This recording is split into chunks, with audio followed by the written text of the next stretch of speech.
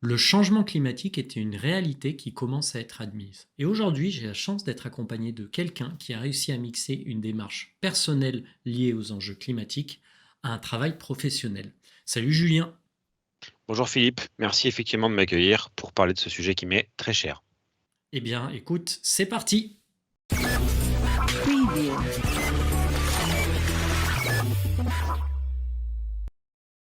Julien, quand on travaille comme toi chez Microsoft, est-ce que le sujet de l'empreinte carbone du numérique revient souvent sur la table? Effectivement, il revient souvent et ça me paraît complètement légitime compte tenu des activités de Microsoft. Quelques heures de grandeur à avoir en tête, c'est qu'aujourd'hui le numérique c'est 4% des émissions de gaz à effet de serre.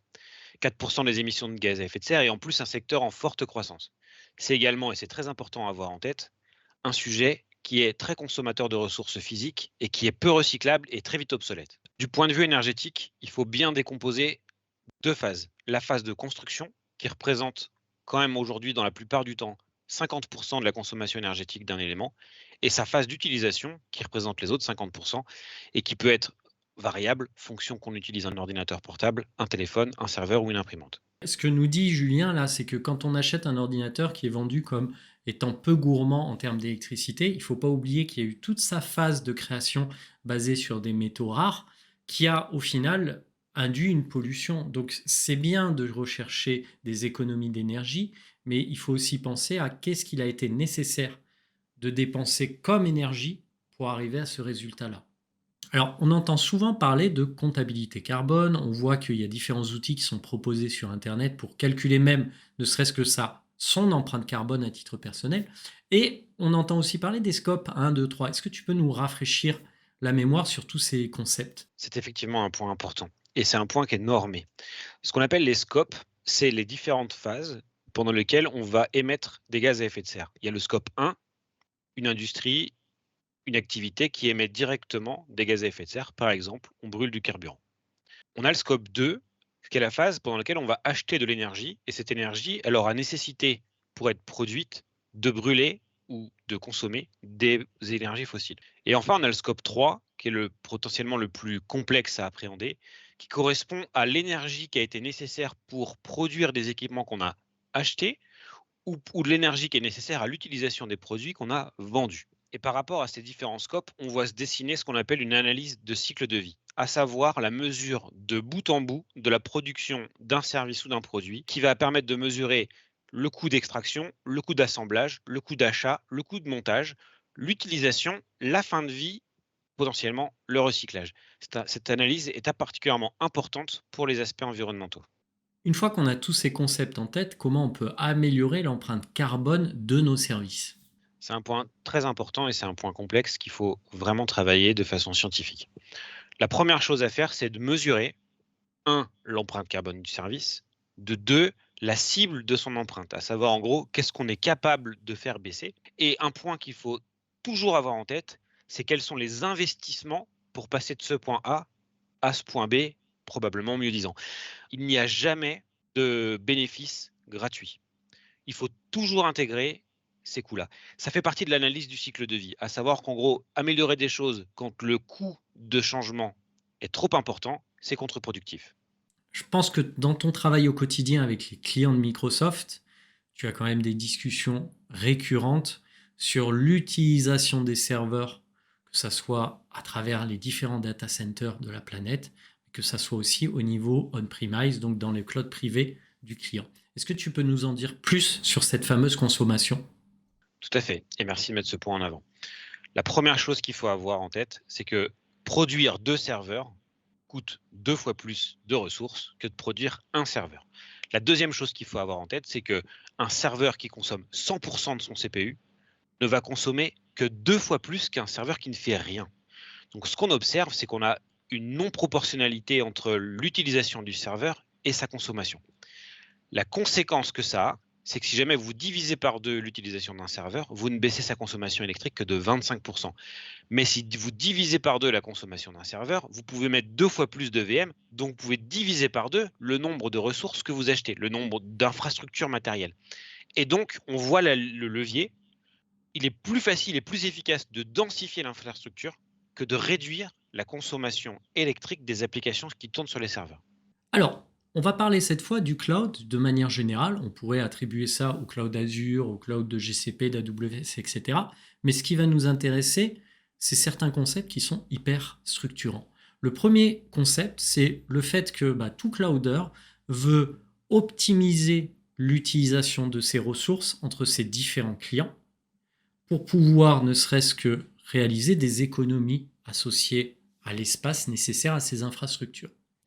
Deuxièmement, un des avantages du cloud et un des leviers qui font que nos clients basculent dans le cloud public, c'est justement cette facilité de pouvoir redimensionner les ressources en fonction des besoins. Et là, on rentre dans des concepts type scalabilité horizontale et scalabilité verticale.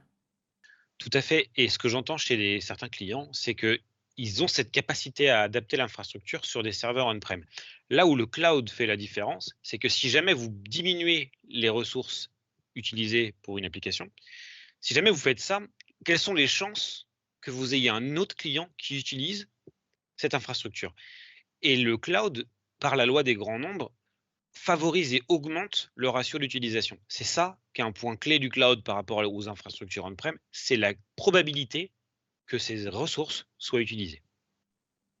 Oui, c'est très intéressant comme concept. Si je devais résumer, c'est que quand une ressource est optimisée, les ressources libérées sont automatiquement octroyées à un autre client de Microsoft. Complètement. 3 actions principales à avoir en tête quand on travaille sur le cloud pour réduire l'empreinte carbone de ces workloads. Le premier, réduire l'infrastructure nécessaire.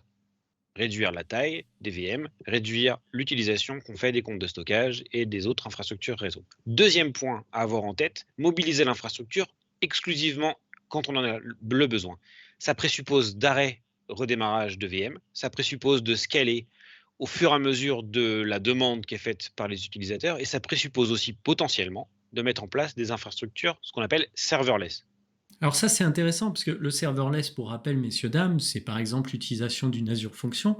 Et le principe, c'est qu'on ne va exécuter votre code que quand il est nécessaire à être exécuté. Concrètement, on va mettre à disposition des infrastructures matérielles, que ce soit au niveau CPU, RAM, etc., pendant toute la durée d'exécution de votre code.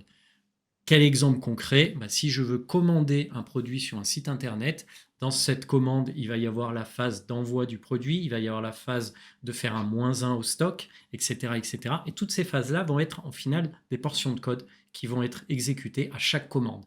Mais quand l'utilisateur ne commande pas, il n'y a pas d'exécution de son code et donc pas de facturation in fine. Et pas de facturation, c'est un point important parce qu'on parle carbone et tu as induit facturation. Et ce qu'on voit, c'est quoi? C'est que pas de facturation et la mise en place de systèmes FinOps induit en conséquence une baisse de l'empreinte carbone. C'est un point très important. FinOps égale GreenOps. Si je résume un peu tout ce qu'on a vu ensemble pendant cette petite vidéo, c'est que premièrement, le FinOps, d'une certaine façon, inclut le GreenOps. Deuxièmement, le fait d'optimiser votre infrastructure, d'optimiser son utilisation, d'utiliser à 100% ces ressources-là, va vous permettre d'économiser plus d'énergie que si vous sous-utilisiez les ressources dans le cloud public. Est-ce que tu vois d'autres points à rajouter? Non, ce que tu as dit est tout à fait valable. On peut rajouter dans la partie infrastructure la prolongation de la durée de vie des équipements. On peut rajouter la limitation du double équipement. On peut rajouter aussi acheter bas carbone. Acheter un serveur bas carbone est toujours plus bénéfique qu'acheter un serveur haut carbone si jamais il doit être mis on-prem. 2 autres éléments qu'on a évoqués par ailleurs, cycle de vie. Pensez cycle de vie, de la production jusqu'à la consommation. Et dernier point, avoir en tête les ordres de grandeur. Il est très facile de se perdre dans les données, il est très facile de se tromper sur les ordres de grandeur et ça entrave les actions GreenOps. C'est un point très important, les ordres de grandeur, parce que c'est un point sur lequel j'entends beaucoup de choses et leur contraire. C'est très clair. Écoute, je te remercie. À bientôt tout le monde pour une nouvelle vidéo.